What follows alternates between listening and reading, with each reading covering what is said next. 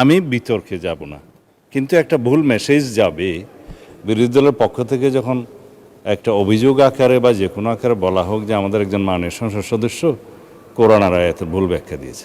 আমি প্রথমে বলি, আলমগীর মোহাম্মদ মাহফুজুল্লাহ ফরিদ একজন মৌলানা, মাদ্রাসা পাস, দাখিল আমার পাশের সিটি, তিনি অন্তত এই উদ্দেশ্যটা বলেন, লইন শকরতুম লাযিদান্নাকুম ওয়া লইন কাফারতুম ইন্না আযাবি লাশাদীদ। Lily ultra soft serum gel, যা গভীর থেকে স্কিনে দেয় 3 গুণ সিরাম হাইড্রেশন। সিরাম জেল হাইড্রেশনে ব্রাইট থাকো সব সিজনে।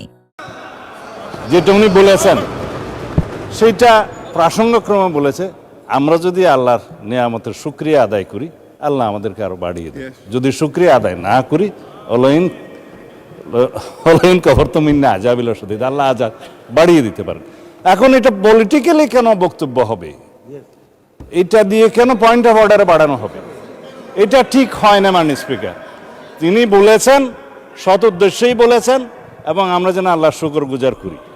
এইটাকে পলিটিক্যালি আমার মনে হয় মিস ইন্টারপ্রিট করা ঠিক হবে না। মাননীয় স্পিকার, আমরা এই 92% মুসলিম দেশে, জনসংখ্যার দেশে, আমাদের এই মহান জাতীয় সংসদে কোনো সংসদ সদস্যের বক্তব্য যদি ভুলক্রমেও ইসলামের প্রতি অবমাননা যদি মূলক হয়, এটা আমরা নিন্দা করব, কিন্তু এইভাবে পলিটিক্যালি ইউজ করা ঠিক হবে না। মাননীয় স্পিকার, ধন্যবাদ।